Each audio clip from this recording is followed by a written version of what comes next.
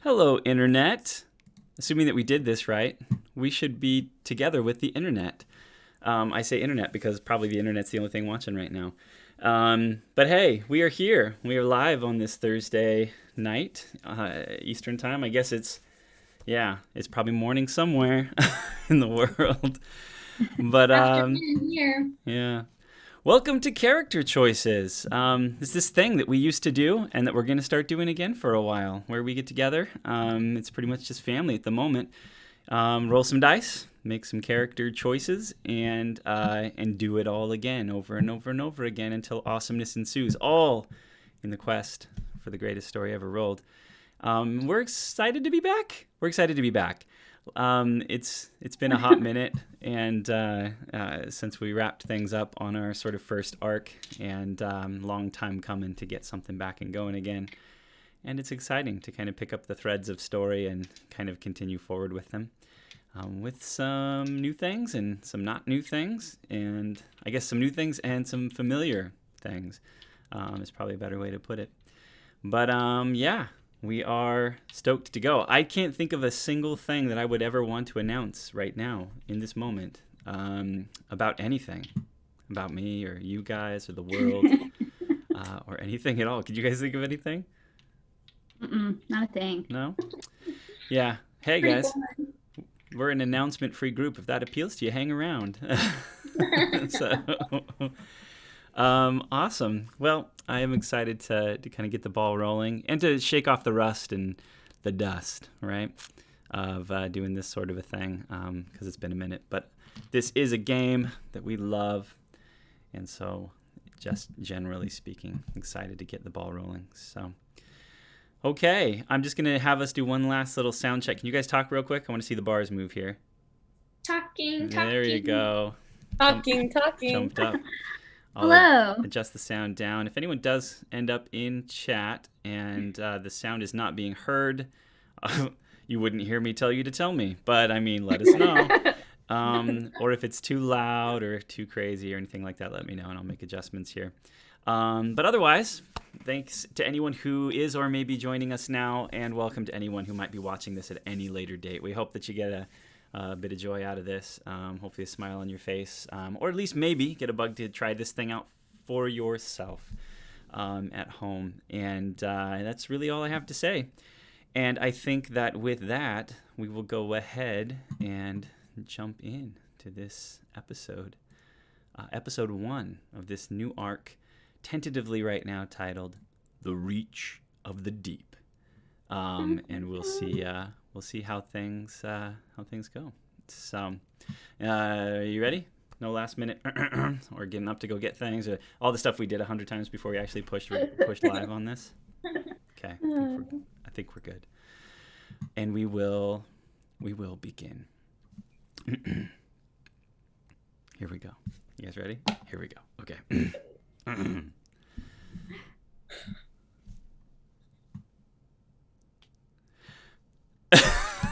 The suspense is killing me, It's not David. even suspense. It's just awkwardness. Okay, ready? Here we I go. was about to, Yeah. like, right when you were gonna, I was about to be like, oh, actually, I do need to go get something. Yeah, right. So, okay, no, for real this time. Here we go. Wicket. You are seated in the common room of an inn in the town of Lightons Parish. You've been hidden in the cargo hold of a river ship for days, hungry, tired, and scared, and you've decided to head into the countryside. You stopped here when you realized that you had no idea what you were doing. You're sipping from a wooden cup filled with lukewarm water, which the girl behind the bar gave to you kind of out of a sense of sympathy for you, and you're just trying to hold back tears. You look up as a shadow falls across you, and you see a smiling face framed by brown hair. It's a girl wearing a green gambeson, a sickle, of all things, hanging from her belt. She says, "Hi, I'm Akerly. My horse and I are looking for a brave companion for an adventure, and you look like you could use a friend." You feel an immediate lightness for some reason, maybe for the first time in weeks. You wipe a tear from your cheek, and just as you're about to reply, there's a deep bass thump and a maroon light swirls across your vision. Suddenly, you're seated at another table in another tavern. Across from you are several new faces, that of a pretty, flirtatious elf with green skin, a small gnome with white hair and a furry companion, and a quiet halfling with gray at his temples. The elf, Anazriel, is making an old man blush, and you begin to smile. Thump. Another swirl of maroon. And you're off again, cycling through memories, moments. In the oath house, being bound together as a venturing hand. Meeting a small, wounded sprite, sleeping beneath the boughs of the thorn mother. Children asking you and Bitsy about magic bread and more days and nights in Quaylen's rest, laughing and eating. Then the fights begin to replay, with the bandits outside of Baronhold, the Talaru, the constructs in the Astral Hall, with Icon Mythic, then Enishtala and Mythic again. All of these memories coalesce into being and then swirl away in a mess of maroon, each shift marked by a deep thump. The memories come and go faster and faster until the thumping matches the beating of your heart. Too fast. Scared. Then one memory comes and things slow down suddenly. Akerly is saying goodbye to you, tears on her face and yours as she climbs onto Dawn's back and rides away to some distant land. Thump. Anazriel transformed into her cold, beautiful winter form, looking at you with a detached look and nodding goodbye before climbing onto a boat with Kenna Halfhand to seek word of the Feywild and Churn's End. Thump. Pimavur is explaining to you that he's been asked to return to Curtainfall to help intermediate between the Bower King and what's left of the halflings. Thump. Bitsy is giving you one last hug in front of the embassy gate in Enishtala's lair. Be ready, she says to you. I guess we'll need both of you to fix things. You see Tumble next to you. You watch, feeling a bit hollow as Bitsy passes through the gate and falls into the arms of her father. You can feel the deep around you. You're connected to it. The thumping begins again. Voices reach out to you. Excited, eager voices, but also full of longing, wanting, of need. Need for you. The voices merge, becoming a clamor as the thumping grows faster, louder. They need you, all of them. So many voices, so much need, too much need. Now that you're alone, let's finish this, shall we? You turn and you see a Sifrin courser, a sorcerer hunter, and his deep maroon cloak billows as he leaps towards you. And you wake. Way to start that. I'm gonna bolt upright and kind of just like panting, look around to see if anyone's actually there. You find yourself in the camp that you suddenly now kind of remember after coming back to yourself, having set up with your friends in the Wyverwood, deep in the Wyverwood. You're surrounded by black ash trees and a variety of other trees around you that are large, imposing, thick undergrowth, some of which you cleared back to make space in this camp here. You can see just the hint of sunlight, not really light, but that kind of pre-light that comes with very, very early dawn. Just beginning to sort of filter in through some of the canopy above and the undergrowth around, kind of silhouetting things a little bit. It's a bit cold, not as cold as it could be here in the Wyverwood. It never gets super cold, but you can kind of breathe the air, a little bit moist, very humid, sort of at the moment air, and the sort of smell that you've been becoming accustomed to over the last 6 months, but even more so the farther into the Wyverwood you come. The smell of living things, but also of dying things. And it comes and it goes in pockets. And you look around you and you can see the makeshift sort of camp that had been set up. A campfire that had burned low, long burned low. There's a bit of embers left and just a hint of sort of a wisp of smoke there. And you look across and you see a figure stepping towards you. Right. I will say, I guess just for I'll say that here in a minute, so I'll come back to that. The figure that's stepping towards you is a figure you recognize, so no problems. It's a relatively short figure, just a few feet tall, like you, like Bitsy. The figure is wearing a green surcoat, kind of an overcoat, over chain mail. Has an acorn-shaped shield that's kind of held in one hand at the ready, and a short sword hanging in a sheath from his belt.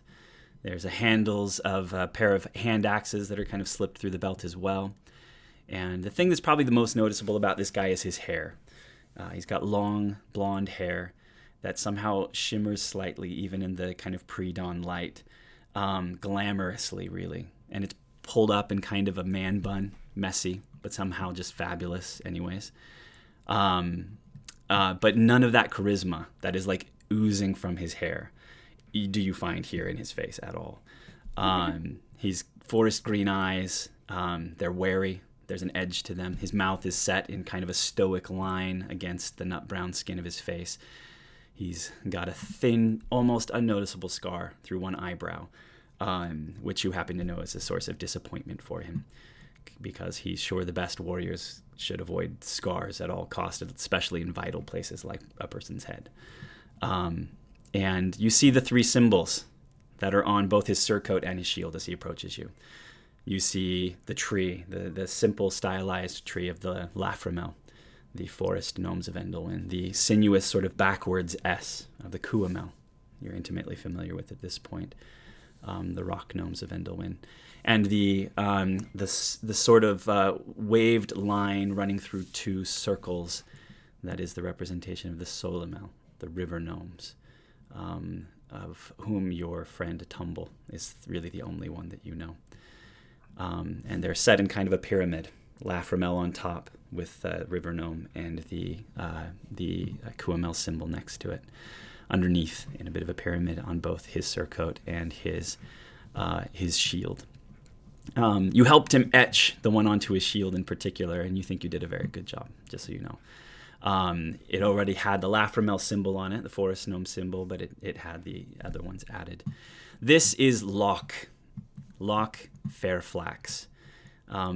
And he is the gnomish soldier that came through the gate during your fight with Enishtala and Mythic to bring one of the Twixt blades to Bitsy so that she could pass back through the gate and return to her people because they needed her help, the help of a Melanet. It unfortunately is a one-way trip. Only one person could go back through, and so he remained behind. And he's been serving you. He's been, serving you, both you and Tumble. It's kind of like that sounds terrible. Like a divorced parent sort of situation. It's like you get him for a while and then he like goes to Tumble's house on weekends and on holidays or something like that. So like he goes back and forth, but he's been doing his best to try and serve and protect and support these two gnomish leaders of Endelwyn, of two important clans, all at the behest of his leaders back home and of Bitsy, who's over there now. And he approaches you, his eyes kind of wary and careful as he approaches. Clearly he's been up and probably on watch for a little while now, and he moves closer as he hears you stir and just kind of gets close enough to look down and sort of peer at you. Is everything okay? Yeah, I'm fine. Just a little dream that was a little more intense than usual. So, how are you? Are things good? Good? No, nothing scary or bad came? Things are about as good as you might expect in a place like this, he says. You're sure you're fine? And he kind of looks down towards your hand next to you. As you look down, you can see the sort of shattered kind of a disc that appears around your hand when you use your magic, and it's a bit ragged, a bit jagged looking at the moment. You can see the wisps of sort of greenish white energy kind of pulling out from it and just kind of swirling there, as if eager to be put to use. And I'm going to have you do a check for me real quick. And let's go ahead and use your infuse roll that I built into your sheet for you, to just as a sort of general sort of magical control kind of roll, to see how well you can kind of bring this sort of magic of yours back under control. Okay. How'd we do? Well, it's a good thing I have a +7. Total, I have 11. Okay. This is the first roll of the new arc, by the way, and this is an auspicious omen, I think. I think I'm going to choose to think of this as an auspicious omen for sure. Not awesome, and you find yourself struggling a little bit. I'm like patting at it like, I don't know how that got there. He's kind of stepping back a little bit, but kind of wanting to step forward. You can see him kind of hesitating about how he can help you or what he should do. As you kind of are patting it and stuff, like green wisps of energy kind of and kind of spiral off, and kind of you see one of them like hit one of the trees nearby, and it kind of, and there's like a little I'm gonna like thing pull my hand to my chest, be like, oh, sorry. I think it takes you just a moment to begin to try to calm yourself down, and it's a bit of a struggle.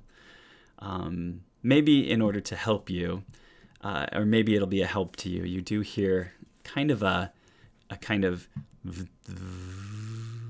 sound in the background. A bit of a flicker of green energy appears kind of in your peripheral vision, and you turn.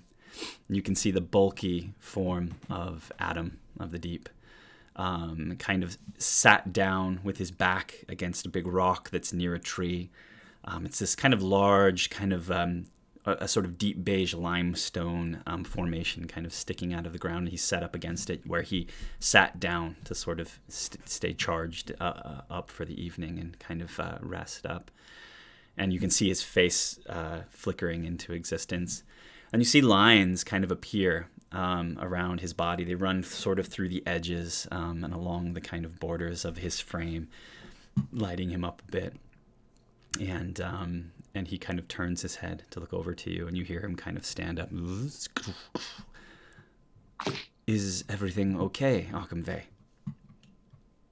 Yeah. It was just a intense dream, and my hand, it's just doing its own thing, but it's fine. There's like more as other little wisps. It's a little not fine, but it will be. He kind of steps over and kind of crouches down nearby. It's okay. Anyone would be nervous at a time like this, I think. They're there. And he kind of like raises a big old shielded hand and tries to kind of pat you on the head a little bit. Oddly, I think it probably does make you feel better. And after just a moment or two of kind of him being with you, something about the idea of those sort of sheltering sort of shields that helps to calm you down. And you see the sort of shattered shard of this twixt kind of guard energy ring that's around you begin to sort of, there's like areas of it, like shards of it that are kind of off kilter, and they begin to straighten out until the thing flattens out a bit. You can still see the lines, but let some of them knit together until there's almost a pattern in the lines of the cracks in this this field of energy around it. And it gets back closer to something that you are able to control. And finally you're able to kind of calm it down, and everything's pretty much okay. You see Locke kind of relax his stance just ever so slightly. His shield, this kind of acorn-shaped shield, kind of lowers a little bit as he looks around. Do you want me to wake the others? I mean, it's about wake-up time, right? Unless it's not, then let them sleep. That's fine. We don't have to wake them up. I don't want to impose on them and make them work longer than they need to. So, but like if it's wake-up time, then we can go ahead and wake them up. That's fine. And, But either way, you can go do your own thing. So you don't need to worry about me. I'm good. I'm great. So this is all taken care of. Sorry to make you worry, but we're good. We're good. I'm okay letting him sleep just a little bit longer. If we wake Quinn up, he's just going to try to get me to cut my hair again. So a little longer. There probably would be enough time for you to finally read this. And he kind of reaches into a sort of a pocket of his surcoat and he pulls out what looks to be a letter that is thick. It's got a few sheets of paper and it's sealed with kind of a globule of wax, and hands it over to you. I don't know how you feel about our current situation, but we're lost and there might be answers in here. So I'm not sure that continuing to avoid it would be proper, but you know best. You know what's best. So it's up to you. And he kind of hands it into you to your direction. I just look at it for a minute. I mean, I'm sure we're not lost. I guess this is the place where I would tell you. You've been traveling for 4 days or so. You traveled on the river Loft, following information up the river. And you were supposed to be able to continue on the river completely to get to where you're going. But at a certain point in time, you ran into basically a river block. Stones, a big log and a bunch of stones had somehow kind of tumbled down and gotten lodged into the river, making it pretty much impassable on the way up. And you had to pull your boat over. You guys found a place to kind of tie it up and sort of stow it. Had to leave behind on the boat some of the gear that you'd brought with you, and you took into the woods, trying to find your way where you were going through the wilderness. And it was about a half day after you left the boat of kind of hiking through the woods before you all stopped to camp for the night. But you're not exactly sure what's going on or where you're going, and you can see that reflected in Locke's gaze. Has he shown me this letter before and I've been avoiding it, or? Yeah, he was given it to give to you. All you know is that it's from the Baron, Quaylen, and you kind of were like, and kind of put it off. You were busy getting other things kind of packed and ready to go, and I mean, you had a lot to do, closing up shop and things back in Baronhold. And you've been distracted ever so slightly. And then probably partially just as I think the dream that you had. Yeah, your mind is in a sort of entirely different place. So it's still there. I'm going to look at the letter I'm after saying, well, I don't think we're really lost per se. But I suppose I do have a minute or two to look at this. And I'll take the letter and open it up. You take the letter, and right off the bat, on top of it, you can see that it's been folded and sealed. It's very, very solid, pretty decent quality sort of paper. Very much like the paper that you've seen in Master Aleprian's study, the steward to Baron Quaylen that helped you write your name for the first time. Obviously from his kind of store of paper, and it's been folded up, and you see the symbol of Quaylen on it, kind of stamped in wax and scrawled across the front of it in Aleprian's hand, a kind of scholar's hand. You see 4 wicket timbers, your name, all capital letters with the little dots in between everything. And then your several titles underneath. Esteemed member of the Order of the Venturing Hand. Owner and proprietor of a Tinkling for a Fix and Another One Bites the Crust. Known ally and citizen of Baronhold Township. Dragon Slayer along the bottom of it. You crack the wax, which is very satisfying, I think, and open it up and look into it inside. It says, "To my most heroic friend, I was glad to see you and your comrades in the tavern at Quaylen's Rest last night, and warmed as always at the chance to speak with you. You'll forgive my boldness, but I got the sense that your decision to embark on this newest adventure seemed to be doing battle in your mind with your love of what you've built here in Baronhold. I imagine that leaving your tinker's shop and cafe so soon after getting them up and running must be a struggle for you. But let me say again how grateful I am to you for all you've done, and are continuing to do, to help make the future of Baronhold and the Wyverwood a safe and successful one. You are helping to rebuild a barony that I believe was once of great import and no small amount of glory, and you should certainly allow yourself a sense of ownership in what we are building here. When you and the other members of WABAP arrived in Baronhold more than 6 months ago, it was a simple outpost, a largely military affair. Today it's a bustling township, even if the soldiers and officers of the Hallow Guard do still almost outnumber the civilians in town. This growth is due in no small part to the defeat of Anishtala, as well as the conditional truce brokered with the fairy folk of the Wyverwood, which my steward, Master Aleprian, has taken to calling the Pixie Pact.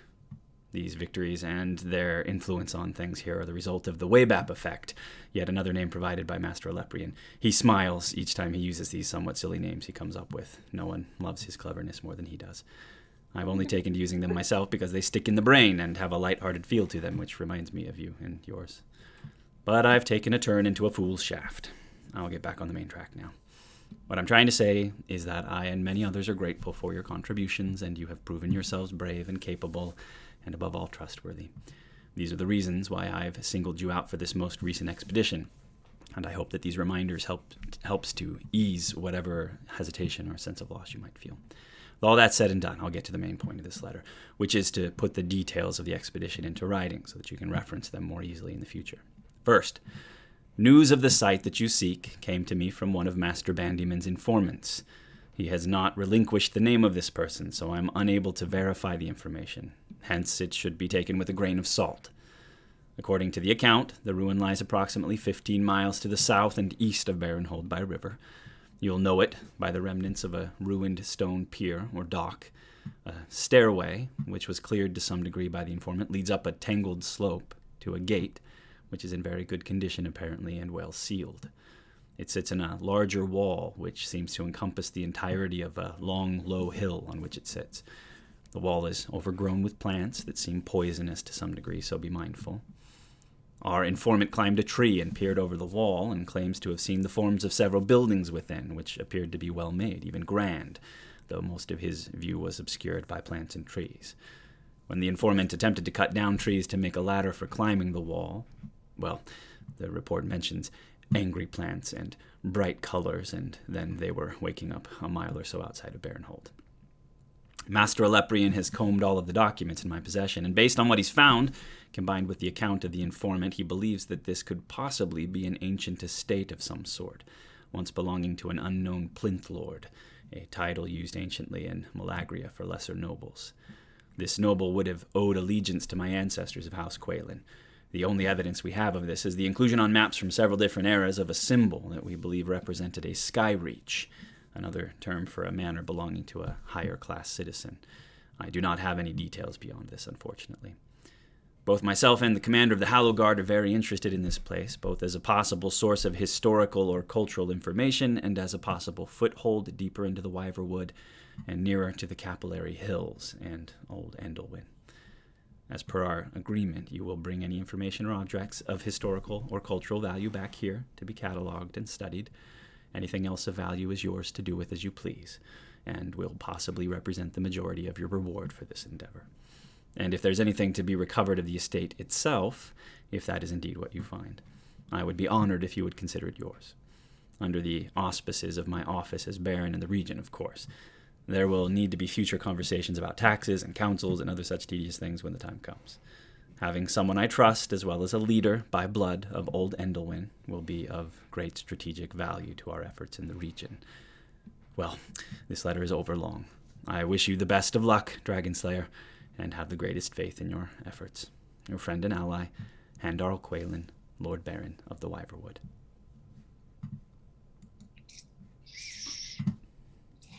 Technically not an actual dragon slayer, but it does sound good. Okay, well, I guess that was helpful. So we haven't wandered too far from the river, have we?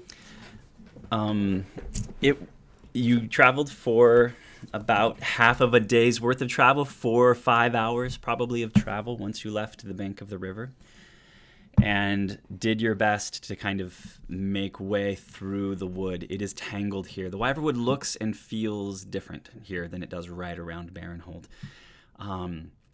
In some ways, it's lighter. It feels lighter. Even the stone here is like a lighter shade of stone as it creeps up and pops up through the kind of crust of the earth here and the undergrowth. The trees feel less kind of dark and overbearing, and yet it still feels heavy in many ways. And the undergrowth is very thick through here. And it's kind of an intermixed pockets of kind of deep, normal sort of undergrowth of sort of a normal forest, albeit a kind of humid, not really tropical, but like lower than like a deciduous, like normal sort of temperate forest. And then every once in a while stumbling into kind of areas of like marsh and sort of more swampiness, and you've had to kind of work your way around and through. You were trying to stay as close to the river as you could, but you were forced inland a little ways, a little farther than you wanted to, trying to get around some of this nasty, mucky, messy area and kind of coming in around sort of some crevices, that some kind of fold in the land that came up away from the bank of the river. And you got a little farther than you wanted, but you think you're heading in the right direction. And it couldn't have been much farther, but again, it's all based on sort of informant's information and really old maps. And so, yep, hard to say exactly how far you've come or how much farther to go. Okay. Wicked's gonna fold it up and put it in one of her many pockets and look at Locke and say, okay, so we're looking for some pretty messed up dock looking area, and then some stairs, and then a wall, and then the buildings are behind the wall. So it should be pretty simple to find. I'm sure we're not that lost. I just think we should try and get back into view of the river so that we can find the dock, to then find the stairs, to then find the wall, to then find the buildings. So that's the plan. Unless someone else has a better plan, but that's what it says in here. So I think we should follow that one. And I guess at this point you could probably wake everyone else up. And it says we're going southeast, and I think, if it's going southeast and we kind of went off, Niven's really good at this. Probably she has a really good sense of nature and all of that stuff around her. So she could probably tell us like directions we need to go and where the river is. I'm sure she's really good at that stuff. I'm sure. So we should probably wake them up. The whole time that you're doing this speech, Adam next to you is just nodding enthusiastically. He's so on board. Locke waits very sort of patiently and until you've kind of gotten all the way through this sort of speech, before he kind of bows and says, "Oh, no one will have a better plan than you, I'm sure. But I'll wake them up as you wish." And he turns to head off towards a couple of lumps rolled in bedrolls, on the ground nearby. Unless either of your characters repose in a way differently than just rolling up in a bedroll on the ground, you guys can make that choice. He appears, and we'll say that he comes to Quinn first. He's got a very much a look of eat your vegetables before you eat your dessert, as he comes to wake up, to kind of give Quinn kind of a push with his foot. Master Quinn, it's about time for us to get up and going. And Quinn is gonna groan and mumble something about how he should cut his hair as he kind of sits up and stretches. You see him kind of almost self-consciously kind of like check his hair a little bit at this while he's rolling his eyes at "leave me alone about my hair." So, and you roll over. Roll over. Are you is your character like light sleeper, heavy sleeper, morning person, night owl? You made that thought about that yet? Night owl. He is a night owl. So it's really early right now. Yeah. I already thought of that, Mm-hmm. which is why he groaned and said something about cutting his hair. Because if he has to start his morning roughs, then so does Locke. Yeah, he's a night owl, but he is a fairly light sleeper. Okay. So Sounds wouldn't good. have taken much to wake him up. So woke quickly, but kind of with a groan once you realize that you're not in trouble or anything like that. Locke rolling his eyes. Seriously, if you had my hair, you would never cut it. This is like the only thing my family's got going. That's all I'm saying. Our hair. It's in the name. Fair flax. I got my mother's hair, and I'm proud of it. Anyway. Under his breath, Quinn's gonna say something about it looks like you got your mother's hair, kind of insinuating that he's a little girly. Mm-hmm. As he kind of gets to his feet. And you get to your feet. Why don't you go ahead and describe for those of us that aren't aware what do we see? What do you have going here? Sorry, I'm kind of losing my voice. No, I'm probably just nervous. You're good. Quinn is tall and lanky. He's a sturdily built guy with kind of dusty nut brown skin.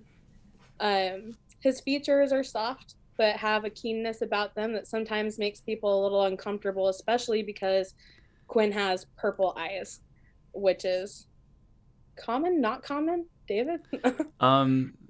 They're a little out of the ordinary, for sure. Okay.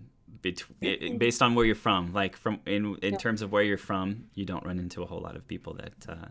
So yeah, it makes people a little uncomfortable.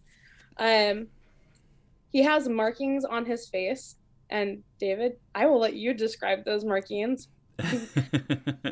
but they're definitely kind of on his face noticeably. Yeah, and they're relatively subtle. Kind of just a slightly lighter shade than your natural skin color, and they are clearly sort of symmetrical, though. Like they could be mistaken for some sort of tattoo work, even though that's not what they are. Kind of a almost leaf, like a line that kind of separates into some other lines that has a very organic, maybe plant-like or leaf-like almost motif feel to them, although it's not fully. Kind of like a tree bark feeling, or like more vine-like. More like growing things, probably. Okay. So more like sort of vine-like tendrils that kind of run up across the face and cheekbones. But yeah, they're definitely not like. Wah! Right. I promise, guys. I know my character. Don't worry about it. But I'm more visual when it comes to markings. He also has short, kind of wavy hair, just long enough to cover the tips of his ears. On his right ear, he wears a single silver earring that's about like yay big. Looks like a key. And the most probably wouldn't notice unless you hang around him for a while. On the back of his neck, he actually does have a tattoo, funnily enough, done in runes.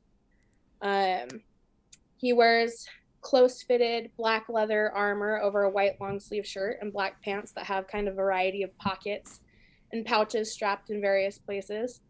Along one side of his belt, there's a bunch of loops with vials kind of hanging freely. And strapped kind of to his right thigh is an interesting looking dagger. He also wears a pair of leather boots that also have pouches down the sides of them. He likes to carry a lot of stuff with him.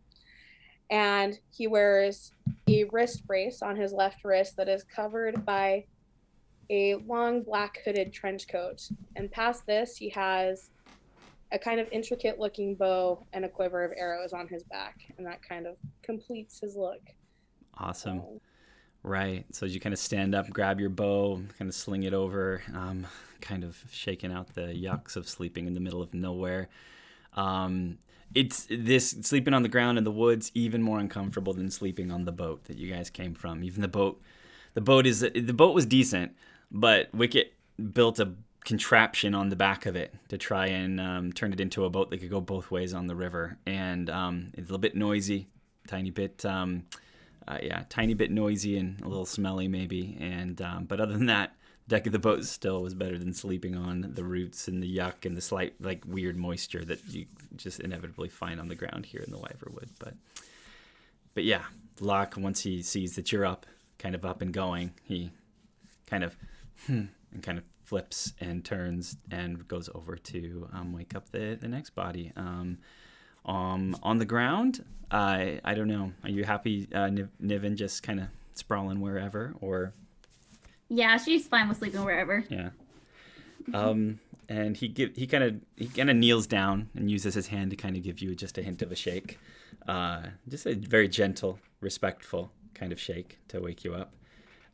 Lady Niven, sorry, I didn't mean to bother you, but Lady W.I.C.K.E.T wanted us to get up so we can get going, if that's okay. I'm gonna kind of just rub the sleep out of my eyes and then just immediately get up. I'm just like, oh, no, it's fine. I slept in, didn't I? I'm so sorry. And I'm gonna turn around. Quinn, are you awake? Quinn is just gonna kind of groan loudly and kind of smile and nod in your direction. Not even bothering to say anything, just groan in your direction with a smile. You all sort of find yourselves in this place. Is there anything like, you guys were tired when you got here? Anything in particular about the camp that you would have made sure to have or care about as like a character that would have, has, in terms of how you set up this camp or kind of what you did or what you included? Or did you guys just roll in and just like, and kind of crash? You know what I'm saying? Safety is important. Okay.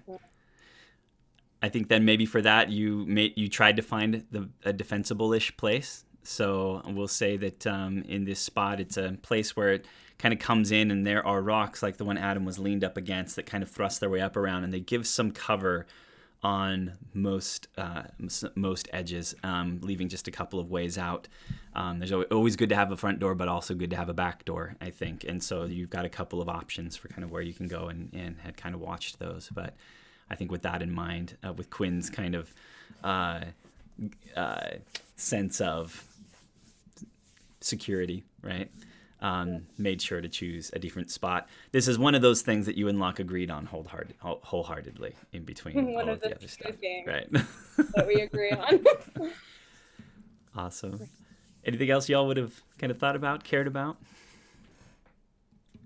Niven would have gone in and kind of like homified the place. She would have gone in and kind of like set up a little fire and kind of cleared the ground and kind of moved anything out of the way so we could put our bed stuff out, and that's what she would have done upon getting there. Right. Quinn would have been the person who just goes, yes, we're safe, and then kind of just drops where he is and goes to sleep. And goes, and then she kind of moves stuff out from underneath and then goes, okay. W.I.C.K.E.T is similar to Quinn in the sense that, but she doesn't really care where. So she doesn't really think about security. So it's a good thing they're on the team, because she's just like, oh, I'm tired. It's time to rest. Great. And so she'll like sit down. She'll kind of like pop her bag, and if things fall out, they fall out, and then she'll like just kind of go sleep, or like sit there and start tinkering while everyone else is clearing things and checking things and doing whatever they're doing. Awesome. Am I remembering correctly, Niven? You have speak with plants? I do. So I kind of imagine in my head that maybe as you're going around clearing out the thing, you're kind of like, oh, would you mind? Excuse me, could you? And like before Quinn sits down, you kindly ask like some of the brush and things to peel away a little bit and pull aside. And back just a tiny bit. Right. So like where normally a camp might be something that's like hacked and like pushed and like swept and like scrubbed and cleared out, it feels very natural, but there's a clearing here for some reason that doesn't make a whole ton of sense. And I imagine maybe you got Adam to assist you in setting up a bit of a little mini stove, just kind of stack some rocks over the fireplace. And Adam was like, sure, not a problem. And he kind of helps you kind of set that up. And maybe some of the remnants of some delicious mushroomy things or something that you found along the way. W.I.C.K.E.T, you probably, you are really comfortable, and you're a rock gnome, and you grew up around rocks and things like that. You maybe actually found like a hollow inside of a inside of a spot. There's kind of a hollow spot in a rock, kind of dipped, and you just kind of like curl your body up inside of it and kind of rock. hang there. Right. So, yeah, not too bad. Not too bad a digs situation that you guys ended up getting set up for yourself in this entirely strange and alien place with no idea exactly where you are, only a faint idea of sort of where you're going. How do you all proceed? Wait, Niven didn't describe herself. Oh, yeah. I totally forgot that. Oh, I didn't even think about it. Yeah. So as Like, Niven... yeah, everyone knows who Niven is. I'm like, That's a lie. That's a lie, guys. She did think about it in her head. in my head, I was like, Yes, I You're don't like, have "Woo, to describe you didn't ask." myself. Didn't ask me. dodge the bullet there. So, yeah. General sense. What do we see when Niven kind of pops up? So Niven is kind of I would say like medium-sized Firbolg. She's probably a bit on the shorter side for her race, but to other people probably still seems a bit tall. She's got kind of like a bluishy gray skin tone and kind of long, almost dreadlocked hair that she sort of haphazardly kind of pins back out of her face. She has a corset that she wears that's made out of pieces of bone. And then she has almost kind of like a silk-like black cloak that she wears over top of that.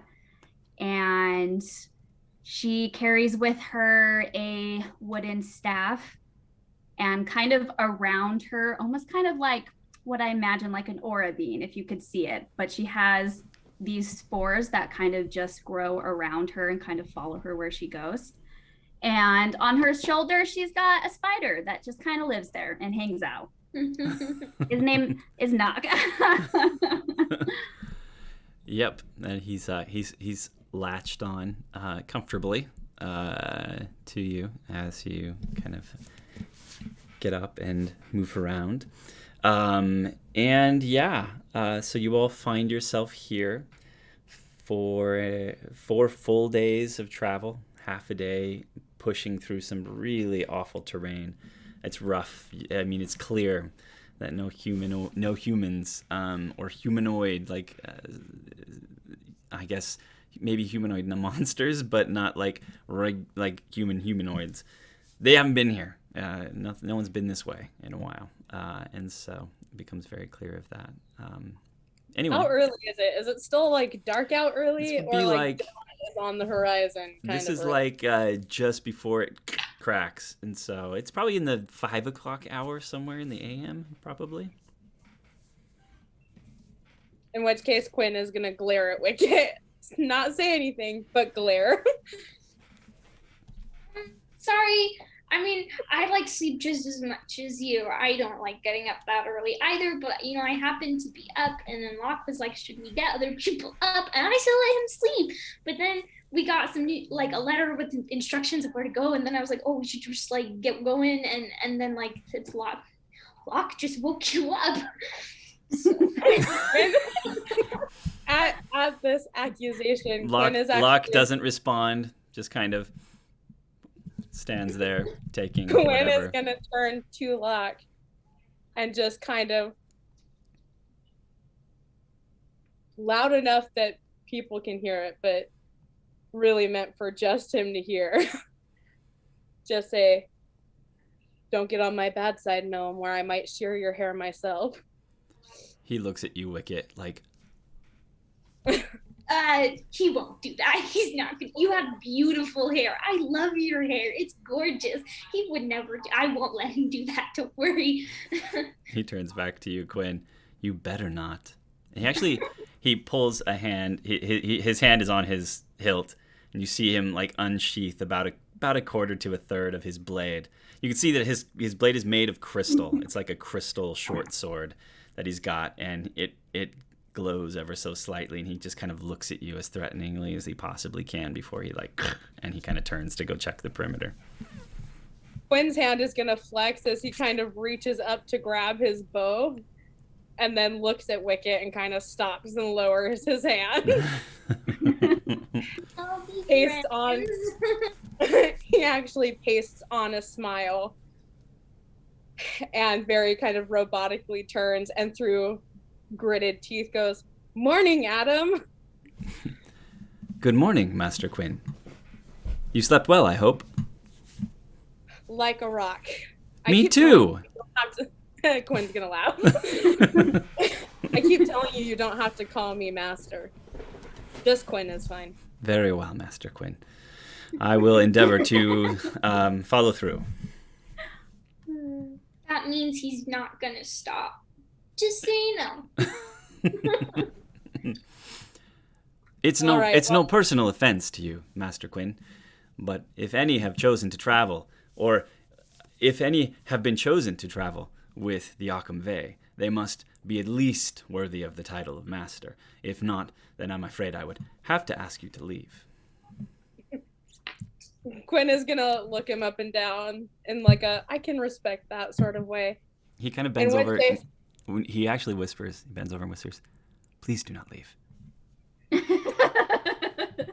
Quinn is gonna laugh and actually like I don't know how much taller Adam is than Quinn, but attempt to kind of put an arm around Adam and just say, "Well, if that's your policy, then I'm gonna start calling you Master Adam, or I'll have to ask you to leave."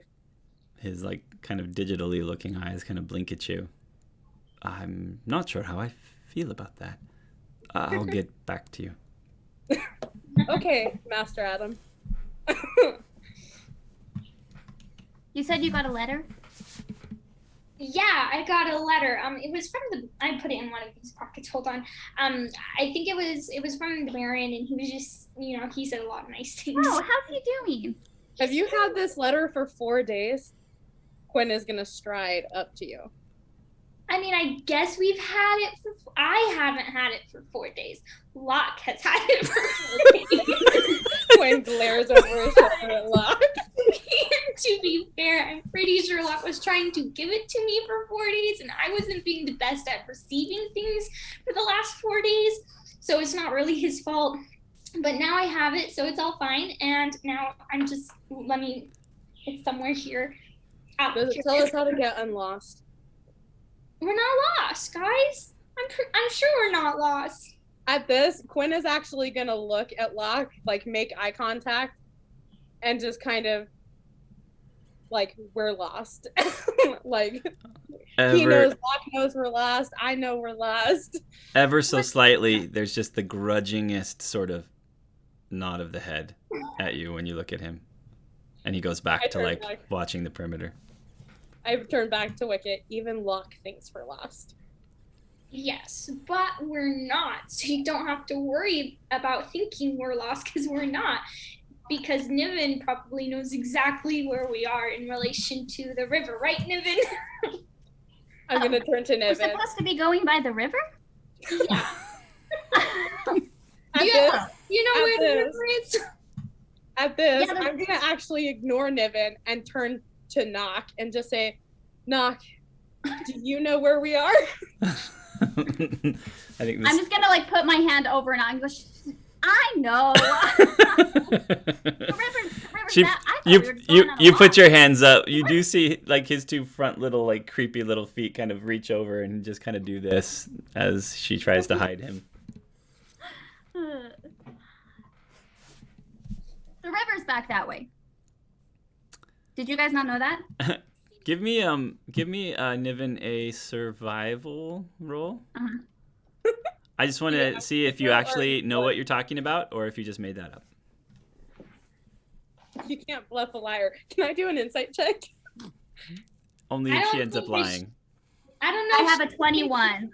Yeah, you actually do have a very solid sense of direction here in the old wilderness, and so I think you are probably pointing at the actual river. Yeah.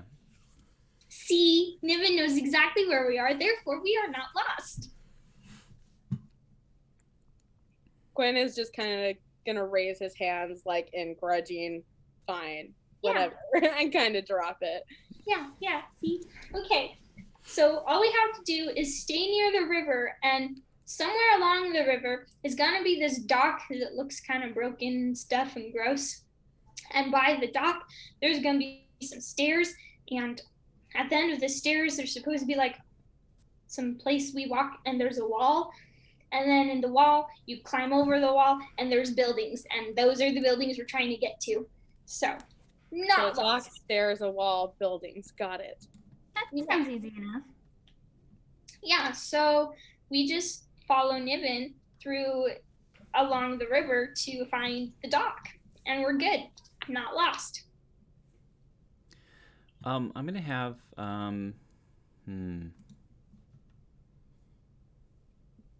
let's see. Just looking to know some of you newbies. I think as Wicket is saying this kind of in Quinn's direction, as Wicket is saying this to Quinn, Niven, roll me a perception check. Ugh, guys, getting into a fight as soon as we wake up. Perception scares me.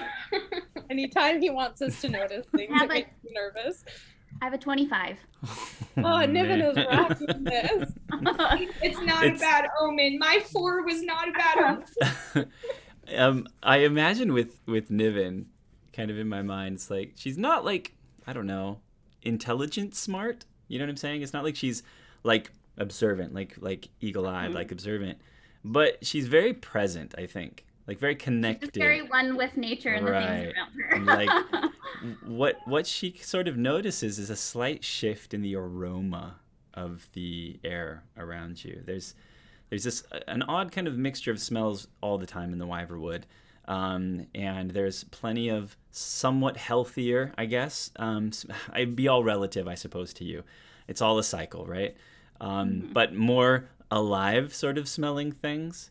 And then obviously there's going to be undernotes of things that are kind of dead or dying or decaying as well. There's a little bit more of that here in the Wyverwood, which I don't think bothers you at all. And so you're used to smelling a sort of smell of decay and sort of rotten sort of smells. You do sense a shift, a slight intensification of the kind of smell of yuck, kind of rottenness in the air around you, as Wicket and Quinn are going back and forth about what we're going to do here next. I mean, I guess I should probably. Do you say anything or do you not say anything? I'm gonna just kind of walk for a second and kind of follow the smell for a second. Okay. A little bit to like see if I start to notice anything while they're still having their conversation. Okay. I also have a short bow of warning if something gets too close. Just want to remind you as the DM, dude. Aha, that's actually really good. Keep me on my thing. Let me double check the specifics of that.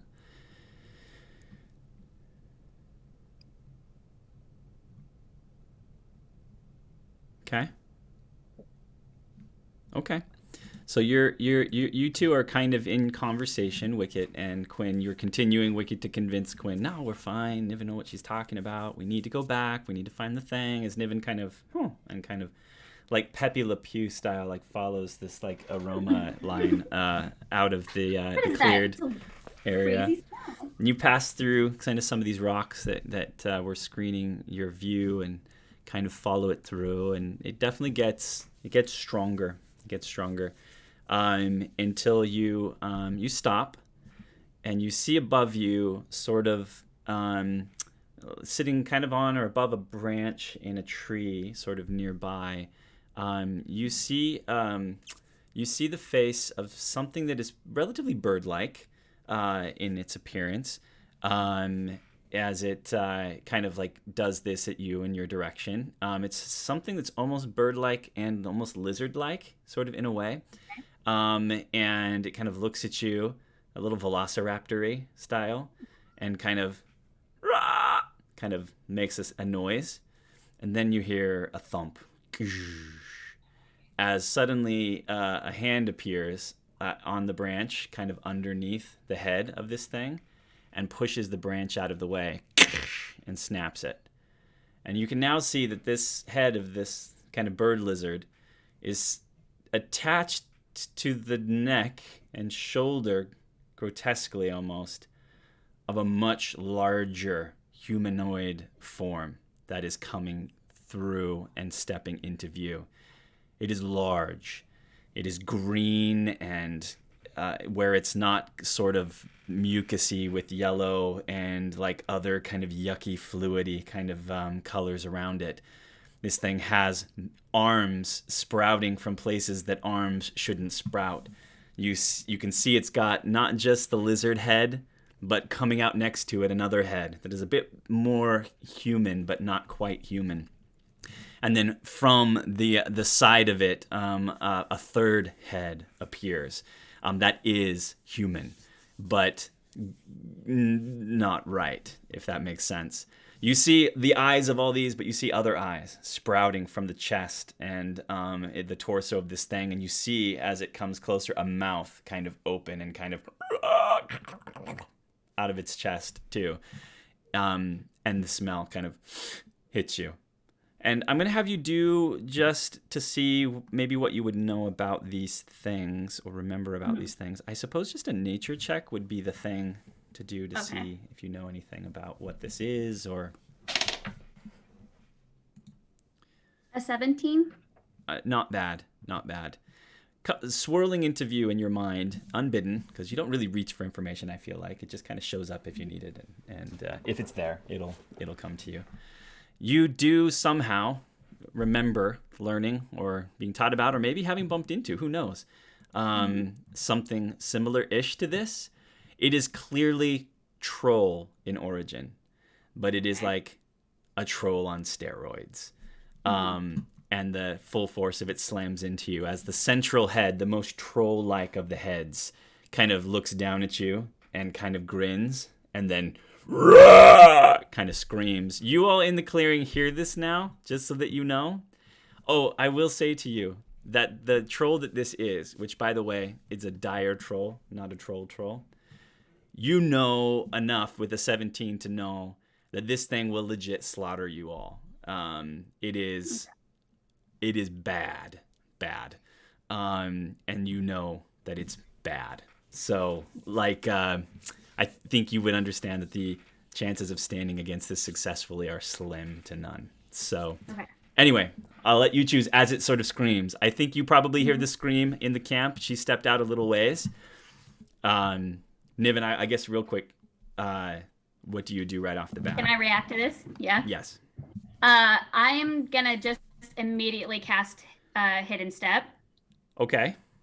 And just go invisible. Okay. Sounds good. She's like, It doesn't warn us. She just disappears. I'm going to just immediately just poop.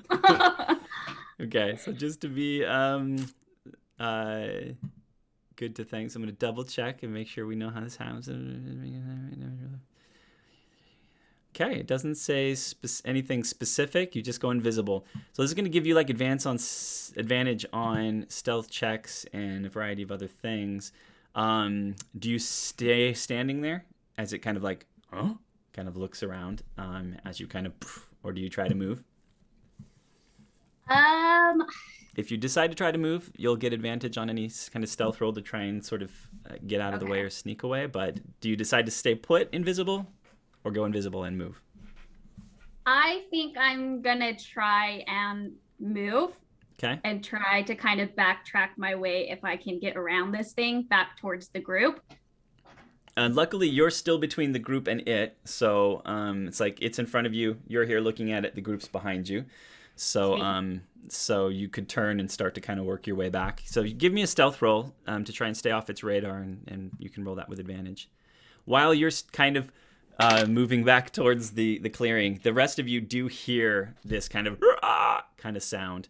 And I think as it takes its step towards her and is looking around, I think this is probably when your short bow kind of into existence, that there is in fact trouble around. Quinn, what do you guys do? Oh, how'd that stealth roll go? I got a 17. Okay. But do we realize like what it is too? 10 for him. What's that? Do we realize what it is too, or is that you just hear something ghastly? It is definitely not your mother singing you to sleep. You know that much.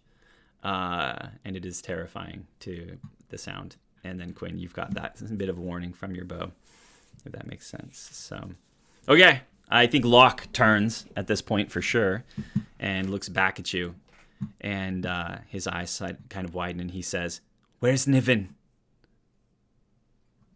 I'm right here. It's a troll. A very, very, very mean troll. The disembodied voice you of can't Niven. see me. I am here. You've seen this before as she runs in. Great big troll. What do you guys do? Do we fight it? Are we running or are we fighting, guys? Because we don't know. We might not. I mean, if we can not fight it, that would be what I would suggest. You hear feet as it's like trying to figure out where Niven went and coming closer. Can we, is it easy to beat? Can we run? I wouldn't say easy to beat. So we should run. I think running is good. Let's run. Quinn is already running. Right about as you hear this, you hear the kind of as the feet kind of pick into gear. And as you start running, Adam, like looking at him and kind of turning towards you, Wicket, and runs kind of at you to try and help get you going and move in. This thing kind of bursts in into the clearing, actually pushing one of the large rocks like out of the way that kind of down in a different direction and causing all sorts of havoc. Locke screams again in encouragement. Yeah, run! Go ahead, Quinn. No, never mind. Okay. And you guys take off. I think then if you're choosing the run option, we'll try to make sort of a chase out of this. Let's have everybody roll initiative real quick. Just to kind of get a sense of the lay of the land. I'm still not awesome at these chase things, but we'll try to do some sort of mechanics for this. And I think you have advantage with your short bow of warning, right? Okay. I do. I rolled the exact same thing, though. That's so frustrating when advantage, like... Blah. I have a 19. Okay. I have a 14.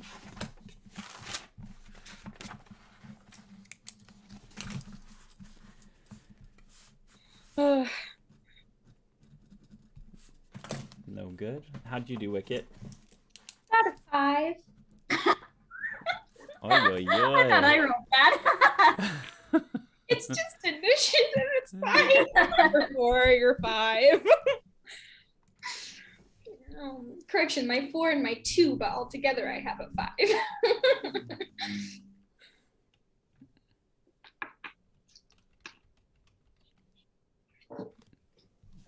It's okay. When I do well on initiative, it means I will generally do poor in battle, which is why we're running. I've got all the bad stuff out. All that's left is good. Exactly. Ooh, Locke rolled a nat 20. Here is Locks. For a 25. He's always one-upping me.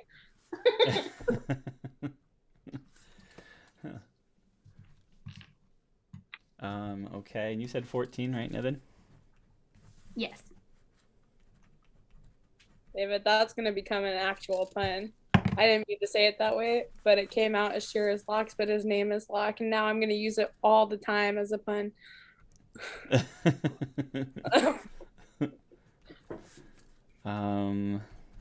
Okay. Okay, so here we go. That's awesome for giving us a start. You all take off to the best of your ability, pushing into the sort of woods around. I think right off the bat, I'm going to need everybody, I suppose, just to give me like general dexterity checks to see how well. Or I suppose maybe athletics. I'll let you do athletics or acrobatics. Just to see how well you're able to kind of chug through these woods and kind of dodge or avoid things. Okay, so we're doing athletics or acrobatics, not Right. just a straight dex. Yes.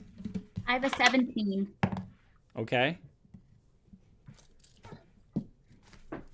Which one is mine?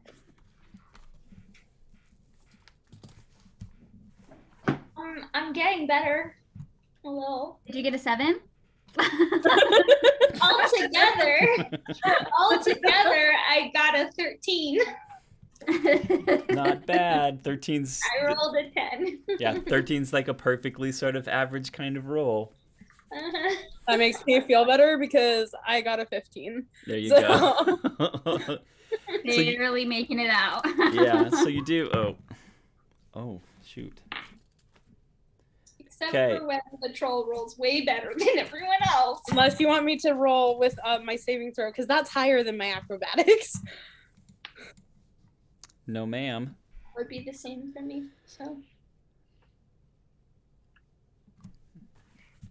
Okay. Yeah. So you all do relatively well. Locke is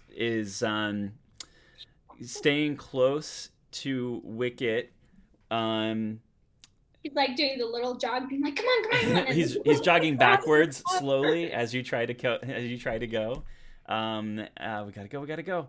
And you all did relatively well, including the troll. Adam unfortunately did not do very well. He's big, he's heavy, he's bulky, and he hasn't been doing the best getting through these sort of woodsy vines. Keep getting caught on kind of the edges of his shield as you guys begin to move forward. So as you all move, you all start booking pretty well. The troll sort of making pace behind you, almost gaining ground. He's got a pretty good speed, and he's huge. And so, like, when I say huge, I mean huge. Like double or triple, like triple probably you all, or double you all, as he kind of crashes in behind you. You're all making pretty good speed, and I think Adam, he's ahead of you in the initiative, and he picks you up, Wicket, because you suck so bad. And he's like running with you and trying to hold you and kind of get through, and he's starting to sort of get caught up on things. And so I guess at this point in time, I will throw it out to you all. Is there anything that you all would like to do in sort of this first round of chase? It doesn't have to be attack related, but anything that you can think of to help make sure you guys can continue moving forward without getting gobbled up. Nevin, do you have a spell? I have to look at my stuff. I'm not. I'm not a spellcaster. This is the first time I'm not playing a spellcaster, and I can do nothing. Right? I have a potential one, but if you have something that just like would make the terrain better for Adam, that would be best. I If do not. just yeah. Let me see. If not, I could try to use. I do have. I mean, I have Pass Without a Trace that I can do whenever, and that does up like dexterity and that kind of stuff by 10. That's going to be just for stealth rolls, so you'd probably have to use that. If you get off his radar, then you could try and use that to like get hidden and stay hidden, maybe, or sneak away. So he's pretty much on you at the moment, right in his 3 sets of eyeballs. Best I can think. How like Start a much fire, but space that'll is in make it- between Adam and is he like right on us? Yeah, I mean, if Adam struggles too much without help here, the troll will be kind of on him for sure this next round. Wait, what are you trying to do, Nevin? Well, I have certain spells that I can cast like on the ground that make the terrain harder on like someone else. Yeah, there's enough space. There's probably 30 feet at least between the troll and Adam at this point. Okay. I have.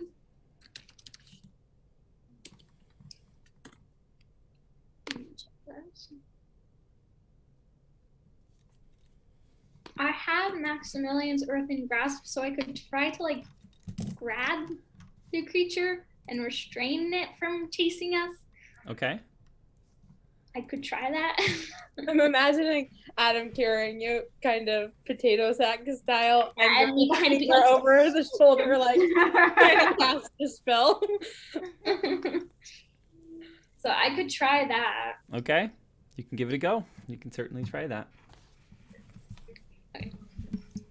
Do I expend the slot trying to cast it, or only if it's cast?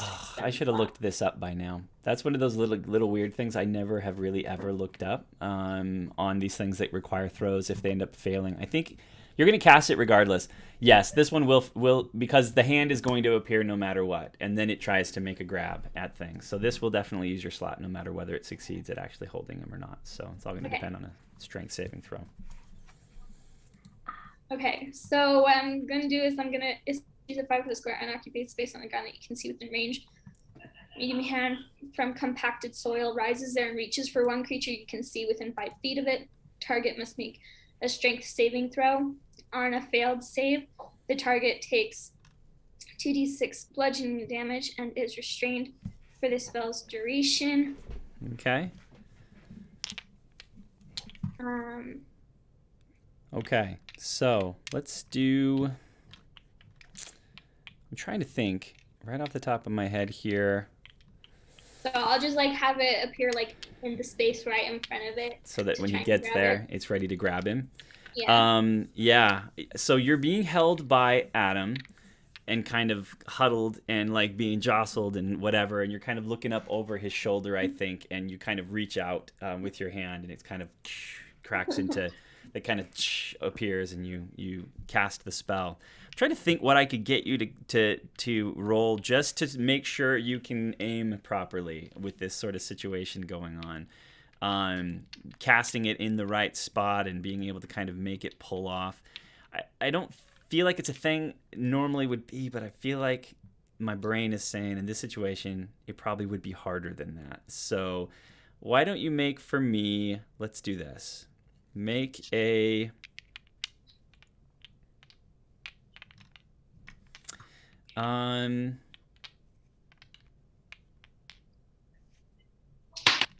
Just make me a general sort of dexterity check. So just your d20 plus your dex modifier. And let's see how that goes. Just see how well you can kind of maneuver and cast spells while you're being kind of hustled around. Okay, donkey. Actually rolled really good, guys. Oh, good. I was going to say, you need to throw that dice away if you keep rolling just terrible rolls. No, I got a 19. Okay. So yeah, no problem. You kind of like get to a good spot and you kind of time to the bouncing that's happening and you manage to kind of cast that spell out and it does. The ground erupts in front of this creature as a hand made of earth appears and tries to grab. And I will make that saving throw now. And I have to beat your spell save, I think. I don't know. Yeah, strength saving throw. Medium hand. Target makes a strength saving throw. It would be against your spell save DC, which is 15. Right. He rolled a natural 15 with his +6 strength. He sees the hand roll up and he just smashes through it. In fact, it's such a big smash that the hand, like the dirt, like and kind of like pummels into your face and on the back of Adam as you all run through. Yeah, unfortunately, it is not going to be there. The hand does kind of reform. Like it's just going to kind of like brush the dirt and be like, well, that didn't work, guys. Yeah. The hand does reform after he passes, and the hand still is there. It's still cast, and you can, as an action, use it to move to a different unoccupied space, and then try to. You can either make it move or try to grab something on a different thing. So you'd have to pull it real close on one action, and then the next action try to grab him again if you wanted to try again using it. But yeah, so it's still chilling, but didn't quite end up being successful. Okay, as it passed through this thing. Anybody else? Yeah, I'm going to try and cast spike growth on the ground in front of where this troll is. Okay. And then that just happens, and I have to make like some sort of a save, I'm imagining. Twist, sprouts, hard so spikes. It says the ground of a 20-foot radius twists and sprouts hard spikes and thorns. The area becomes difficult terrain for the duration. When a creature moves into or within the area, it takes 2d4 piercing damage for every 5 feet it travels. The transformation of the ground is camouflaged to look natural. Okay, and you do it right in front of him. He's definitely not stopping as he goes through. So it cuts his, difficult terrain means that it cuts his speed in half.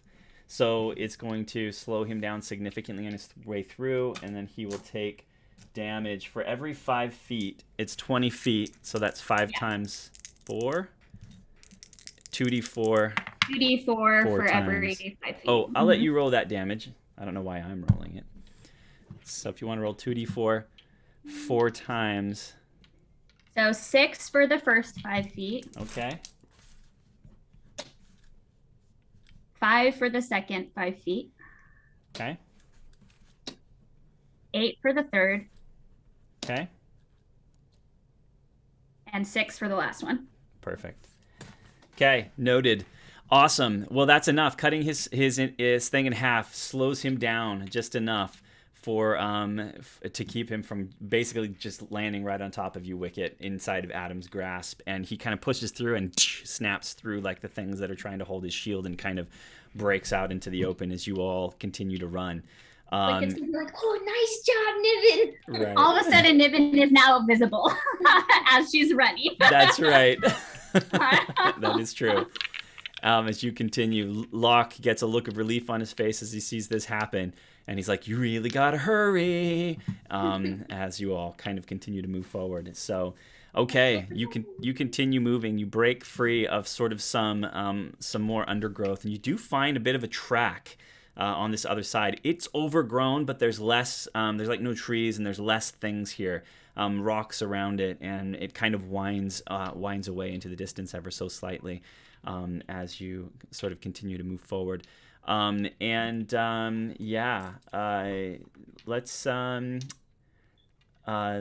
say that you all move forward at a dead run at this point in time, I will have everybody, let's see, make me, for this next leg, if you've broken out into this space, let's just have you all make me a perception check. See what you notice about the area around you and kind of what you're able to pay attention to. Natural 20. Wow. Yeah. I have a 22. I also have a 22. Okay. I also have a 22 with my nat. Okay. Look at us, guys.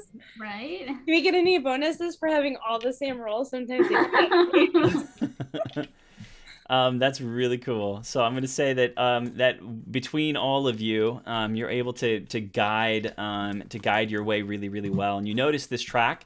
You can see it pretty clearly, even as you're running, that it follows just a bit of a track. And it does have trees that sprout up every once in a while and things that are getting in the way, but it's clearly like a thing running through the woods.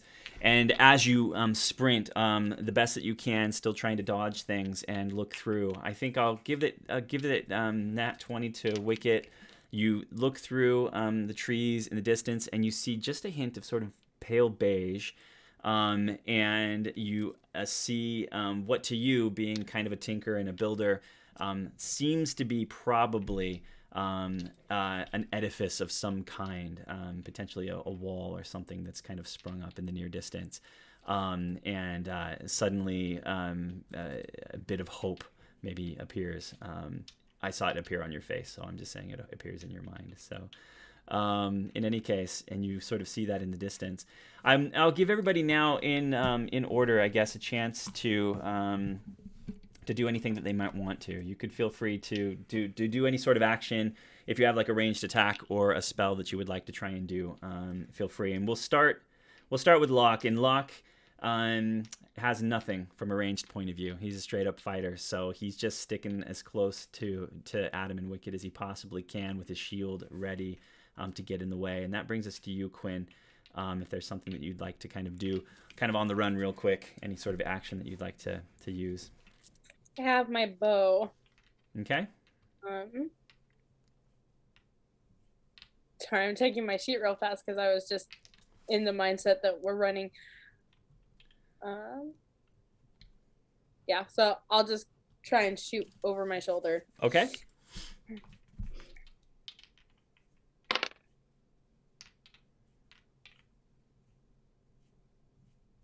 I have a 17 to hit. 17 is enough. So you turn, let loose an arrow. It flies from behind you, and you hear a bit of a grunt as it hits. Go ahead and roll damage.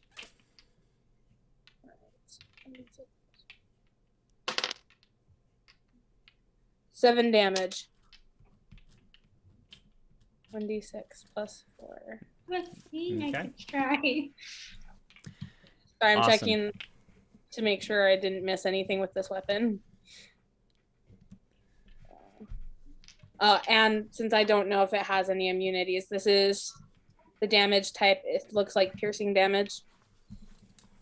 It does actually have resistance to that, so that's going to cut it down to 4. I should have not said anything, but I'm super honest. You are correct. Ugh.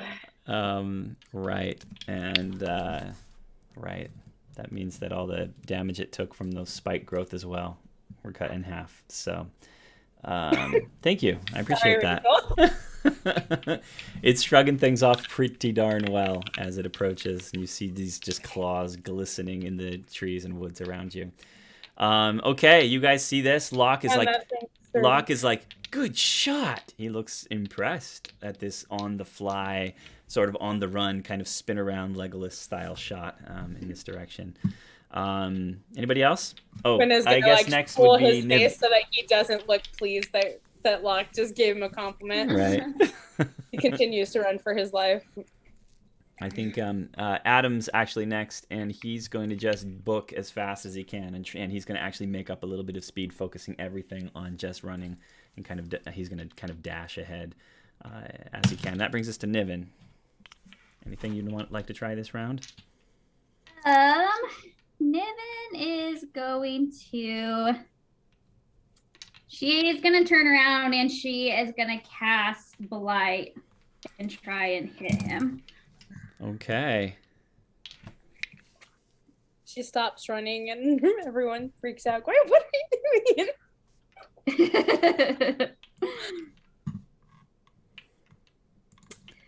So the target has to make a Constitution saving throw. It's Con 15. Okay.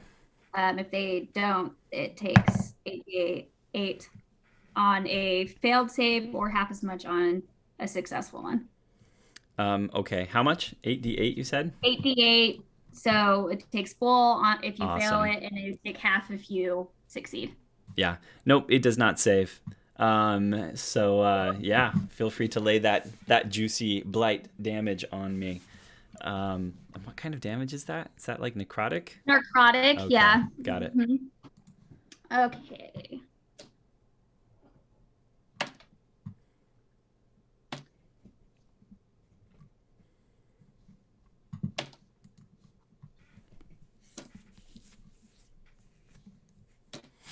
My turn next. 27 points of damage. 27 points of damage. No resistance to necrotics, so that's really great. really You see don't as the spores, some of the spore aura kind of siphons off and kind of in the direction and kind of into the faces of this creature, and you see the skin begin to kind of decay and kind of pock marks appear, and it does some damage. It's still looking really healthy, but it does take some damage. So as it kind of and kind of keeps coming at you through the way. Technically, the troll goes before you, Wicket. Right, and so you see the necrotic damage take root, Niven, and things begin to decay, and you're like, oh, sweet. And then it kind of like, and then you see as the skin kind of begins to stitch itself back together again in the face of this damage that you did, and it seems to recover some of the points that it lost as it goes, and it is going to push.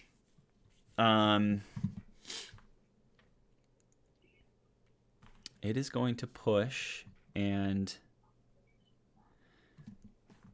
here's what we're going to do.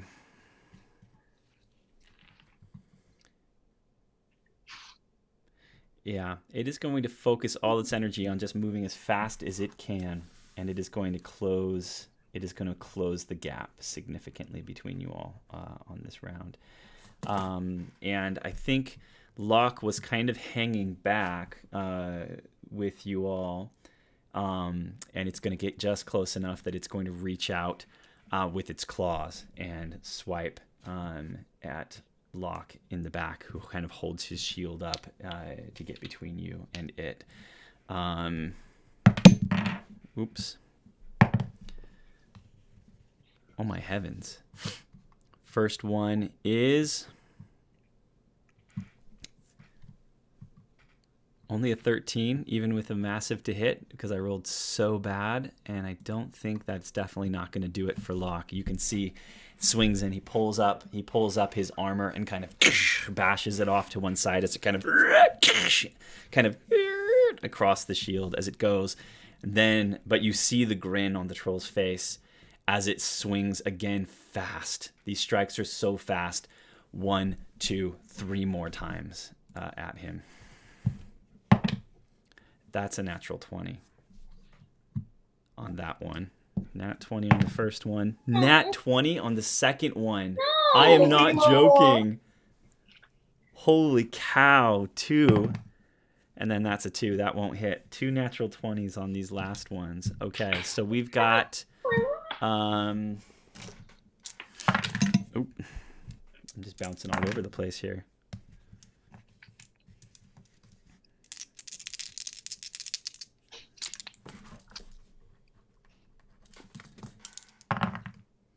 Should have gone for him. Initiative matters. I was literally going to say that It earlier. does matter. When David was like, the troll goes before you, I was like, remember when you were being like, it's just initiative.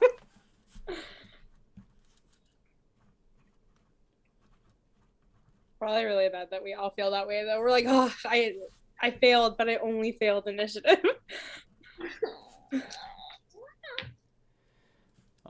Okay.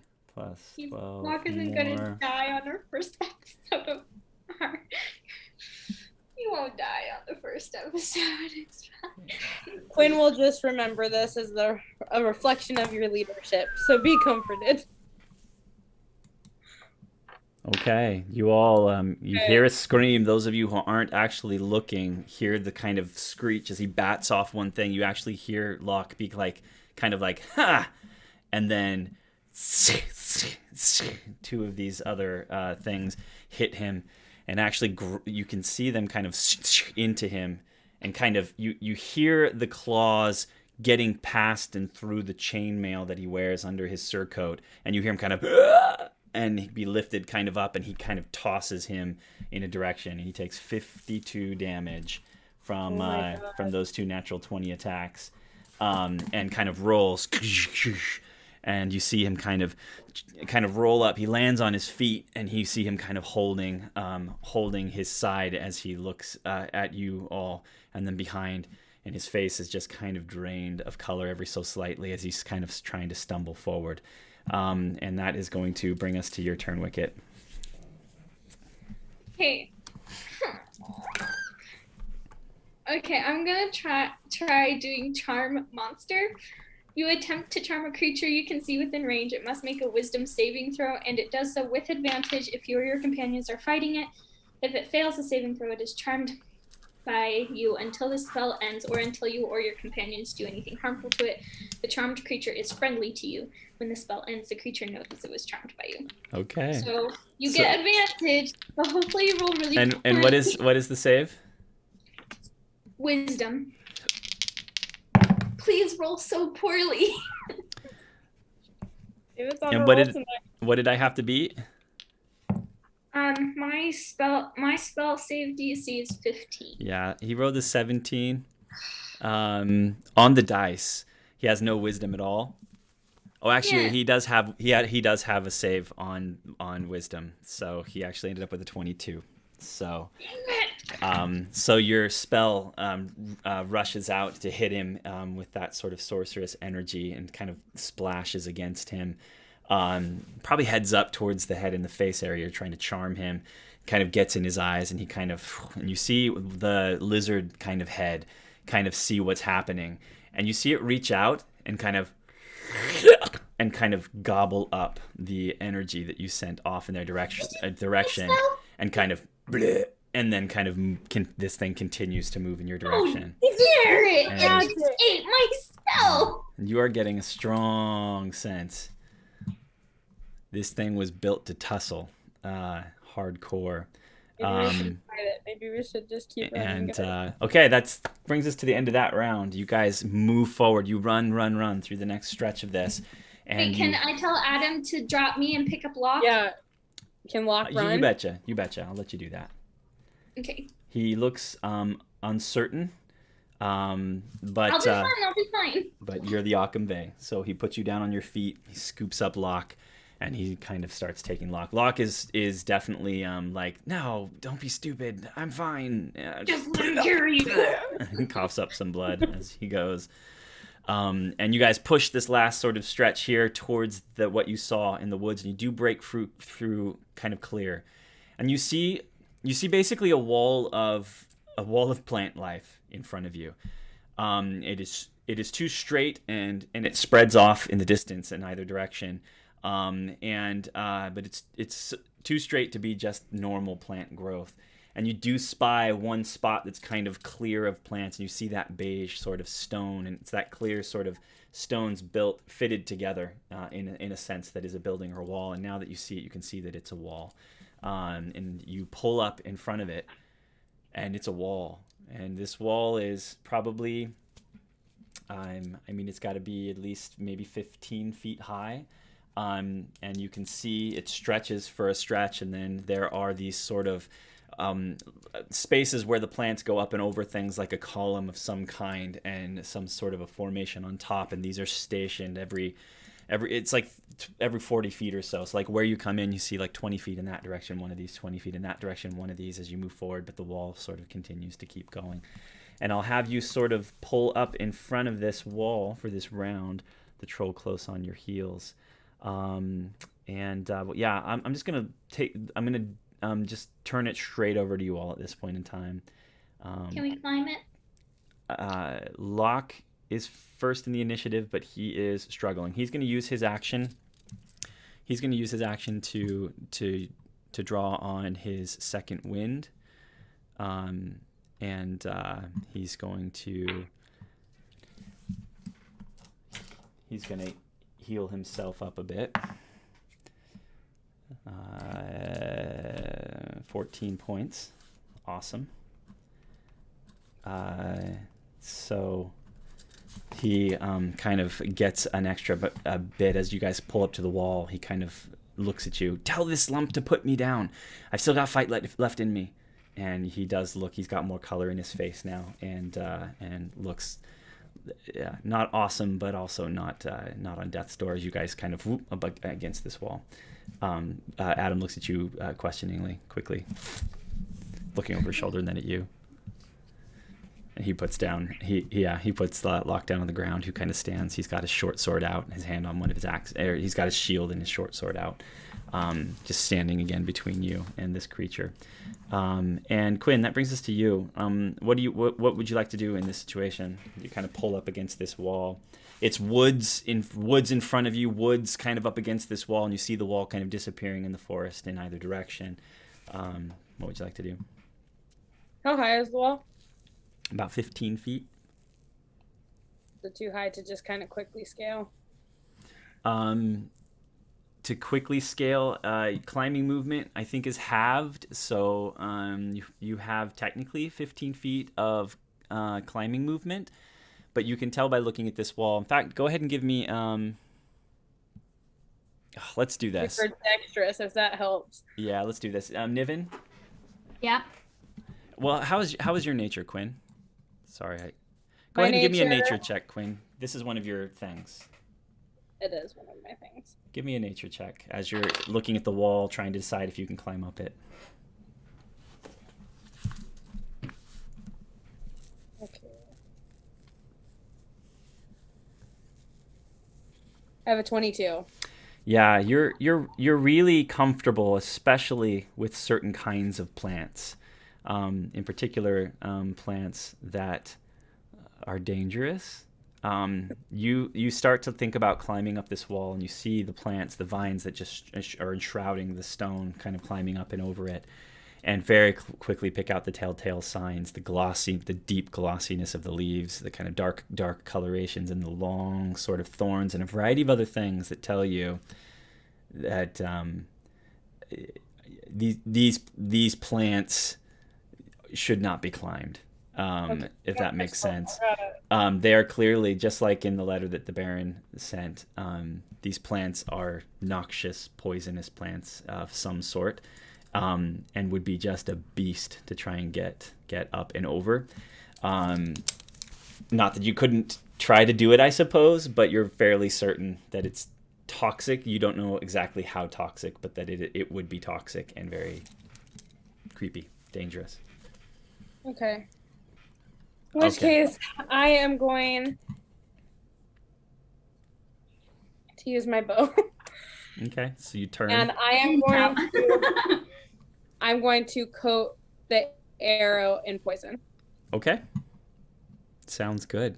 And do you have the stat? I have different types of poison. Okay. We talked about that, so whatever the killing poison would be. Okay.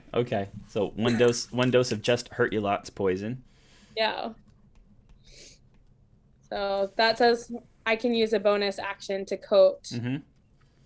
So you kind of pull an arrow out. You kind of you've gotten good at kind of flipping a cap and kind of dipping the arrow in, and so it's ready to rock and roll. And you pull it up and you loose it. So looking at my poison thing to tell you what you need to do real fast. I think you're gonna see if you hit me first because it's on an arrow. So roll your normal attack for the short bow.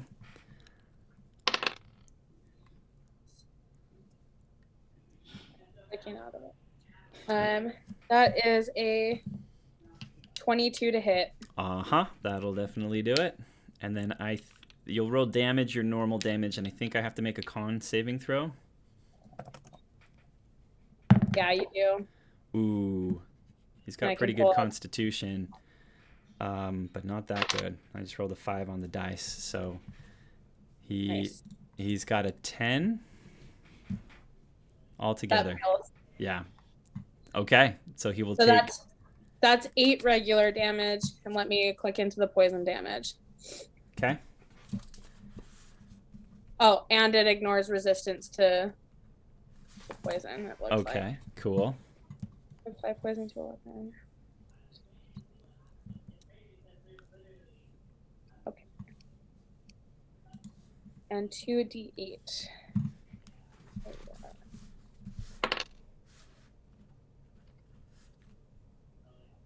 That is an additional 7 damage of poison damage. Awesome sauce. So 15 points of damage altogether. Cool. Slams home and kind of it goes into one of the odd mouths that are like on its torso and kind of lodges its way in there, and you see it kind of like shudder as it kind of the poison pumps its way into its body. Yeah. And it also becomes poisoned until the end of your next turn. So I'll pull that up in between here and just make sure that I'm doing that right.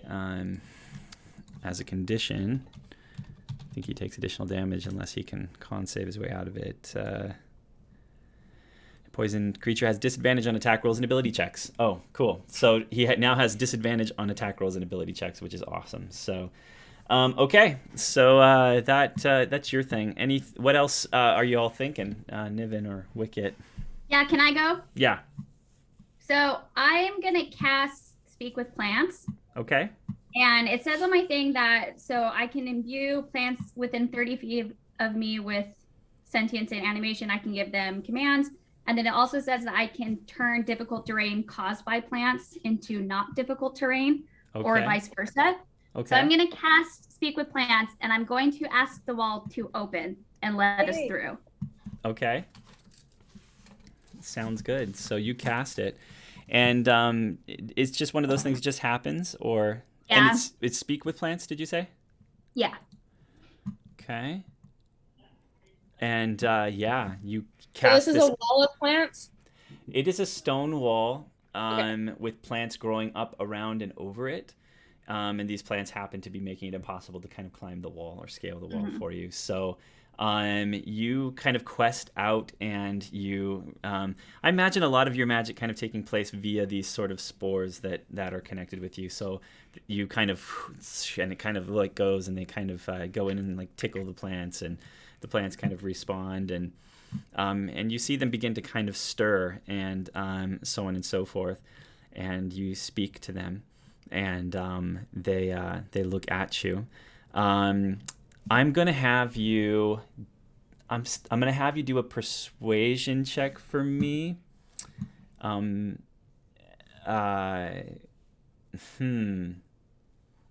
looking at the spell just to see. Will we be able to climb the wall if the plants are gone? Yeah. Like, how smooth is the wall? It's climbable. It's hard to tell with plants on it. I'm trying to think because of what I know about this place.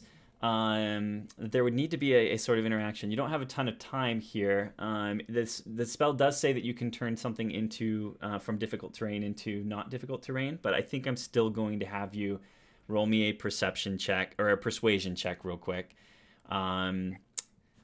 which is. Can I give her advantage with my bend luck? Are you able to throw that at people? Or it's not advantage, but it's when another creature you can see makes an attack roll, an ability check, or a saving throw, you can use your reaction and spend 2 sorcery points to roll 1d4 and apply the number rolled as a bonus or a penalty, your choice, to the creature's roll. Awesome. Okay, well, let's have... You can do so after the roll, but before any effects occur. Okay. So roll, and if it's bad, I'll try and up it. Roll persuasion, and then she can help you, hopefully. Okay. Awesome. If not, if you have a great one, then we don't need it. I have 22. Oh, you rolled well. I rolled a 19. That's awesome, because it's not super your thing. That's awesome. You're like, would you mind getting out of our way? Pretty please. We would like to climb this wall. Let's do this. Let's say that a sort of bloom appears out and kind of speaks with you, kind of opening it and closing itself to you. And it says to you,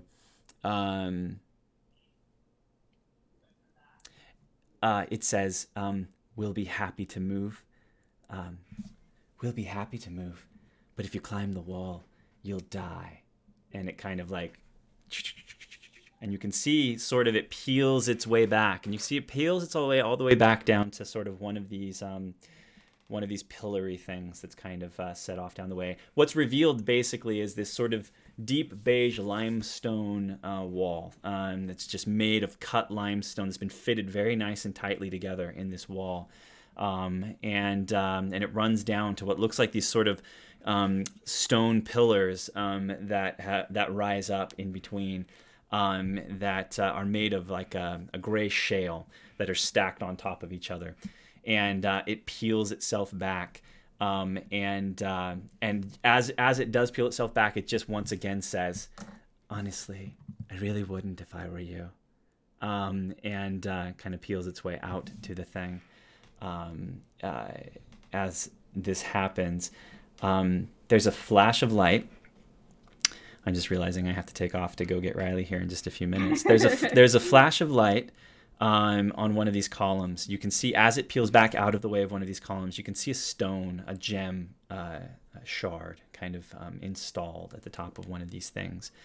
And you see a bit of a flicker of this sort of like the color in the sky at sunset, that sort of vibrant magenta-y orange kind of lights up, and it flickers a little bit.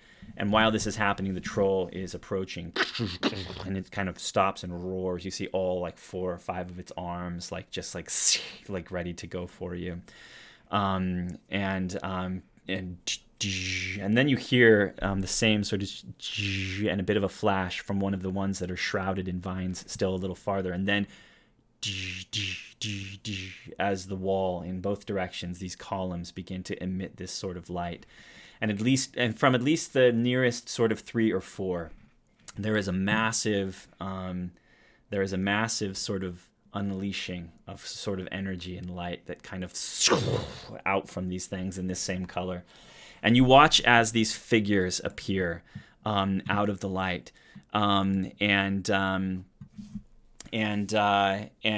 launch themselves into the air, directly in the direction of this dire troll.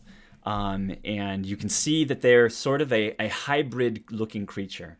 You see the body or the form of like an ibex, or like a kind of plains antelope of some kind, with the wings of an eagle as this thing kind of out. And there are several more. Quinn, can I get you to do for me a? Never mind. You know what this is. You spent time out in this sort of Ethlian expanse in between, and you've seen Sika beasts before. So this is weird. It's this weird sort of made of light, ethereal sort of beast, but it is clearly a representation of beasts that exists on the Ethlian expanse, and these Sika beasts are beasts that are hybrid, sort of land animal with some version of an avian quality to them, a bird of some kind. This one in particular is called a kifta, and you've seen them before. And 3 or 4 or 5, they just multiples of these kiftas just like launch forth in this light, and they land on top of this troll, which begins to scream as hooves flash and fly and horns gore, and you can start seeing troll juice kind of go. And it starts swatting around, and it's around its head and screaming and roaring and trying to hit, but its arms and its things are going right through these kind of projections, and eventually it sort of like screams and turns and like runs off into the forest beyond, crashing through trees and knocking rocks out of the way that go tumbling back through. And the Sika beasts just kind of follow it into the distance.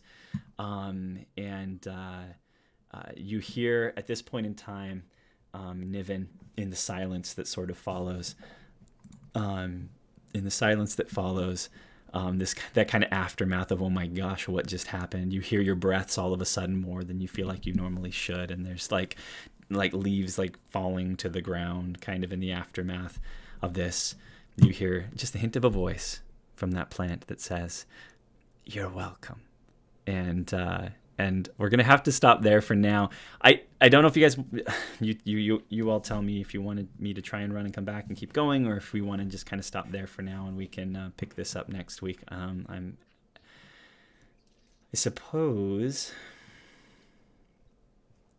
with the way this week has been, leaning. What way are you guys leaning? I'm game for either. I don't know what you have planned or if it would be easy to stop. This seems like a good stopping point if the next part can't really be stopped in the middle of.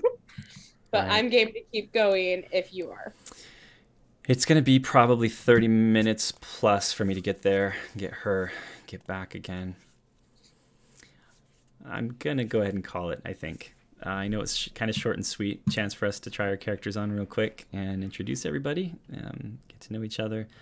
And we will, I think, pick up right from there this next time around. And I think it's going to be a ton of fun. So, yep, I think we'll call it there. Thank you so much to these lovely players. I just pointed at the screen. You can't see that. I just look like I'm making weird things with my hands. Thank you all for being here and doing this. Thank you to anyone that's watching or might watch this later. And we hope you enjoyed this.